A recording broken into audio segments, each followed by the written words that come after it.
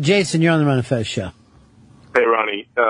Questions that I wanted to ask you or ask Fez, either one, but predominantly for Fez. So, to me, and no BS, I think Ron Bennington is the greatest radio personality I've ever heard in my life. So, with all due respect, get off my back. Yeah, way up there was a guy that you used to compete with a little bit, and a long time ago was Neil Rogers. So Neil Rogers was openly gay, right? And in a time when that wasn't nearly as acceptable as it is today. And I'm just curious, has Fez ever, looked at him as any sort of role model? Well, he was real open about it. Does Fez think about it? They were in the same market in a lot of ways. Well, here, I will tell you, we never competed against Neil because we weren't on it at the same time. And then one time we actually worked at the same station. And Neil, because Neil accepted himself, and didn't give a shit what anybody thought of his lifestyle. But yeah, he was out like in the 80s. And he'd actually been busted for, whatever fucking happens in the newspaper when they do a sweep or what, one of those things. And gave fuck zero about it. You know what I mean? Like, basically was saying, like, if any of us got arrested for dating at the time. I mean, literally, he was caught up in one of those fucking sweep things. Let's round him up. Yeah, in a theater, right? Like in the back of a theater. Yeah, whatever. Who hasn't been with their girlfriend in the back of a theater? But when guys did it, it was, it was bustable. He didn't give a shit zero about it. He just fucking kept going. And his crowd wasn't necessarily pro-gay, you know what I mean? But at the same time, I'm sure he changed tons of mind. Because they're like, here's a gay guy who's funny and fucking crazy and, interesting.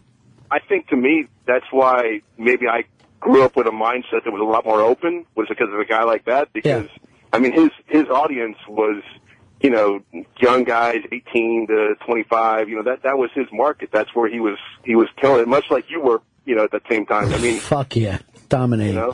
But here's another funny thing about Neil. He was like anti-Fez in another way, where he was very quiet and soft-spoken off of there. But he'd be one of those old school, like AM radio guys who would be battling on the air and, be contrarian and fucking with people. And then off the air, he could not be any sweeter. Off the air, he'd be like, hey, let me know if I can do anything for you. You're a great kid. And then he would go right in, go on air and go like this. I can't keep Bennington off my ass. He's just always asking for shit. You know what I mean? Like, you could just never fucking trust him at all. But that, to me, is always like the really great radio guys that could really turn it on. Neil also told me, to me, one of the most interesting things. He told me that in Italy, you're not gay unless you do anal. So he would take Italian vacations all the time and more or less meet, straight guys. Because he had some cash to throw around. Nice. He was living large.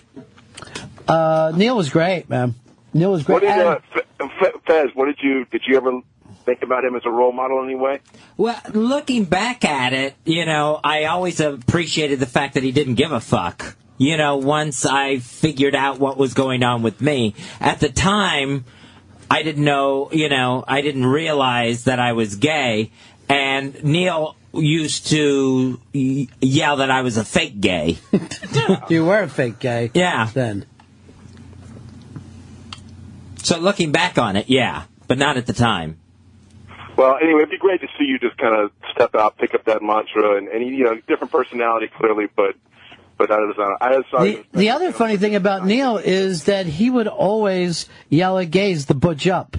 Like, he would have been up Fez's ass for crying on the air. I mean, he would have fucking ripped Fez for... Well, the other thing that's interesting, Ron, is remember he used the F word and called people queens, and I don't know if it was as politically incorrect at the time. I mean, society's evolved, but he called people the F word all the time. By this, he means fag, not fuck. Yeah, I do. Yeah, it was regular radio. You would say fuck. But yeah, he didn't get, and I mean, he dominated in Miami for many years and any fucking day part. Just dominate it. All right, thanks, man. John in Pompano Beach. Hey, I got to echo that guy. Yeah, Neil Rogers was fantastic in South Florida, and I remember when y'all were working with him, and he would bust balls back and forth. That was just great stuff. Yeah, he was great. He also was the guy who smoked cigars the whole time we were on the air. I mean, we stunk up those fucking studios. The free cigars just rained in that place, and you would just sit around and I tell you this. Just fucking smoking cigars, having a great time. That's pretty fucking cool. Yeah. You would also have loved him because he was at the track every afternoon. Oh, shit. Yeah, he was a real South Florida fucking mainstay. Like a real character, Bust the balls of every sports team down there. Really, really great.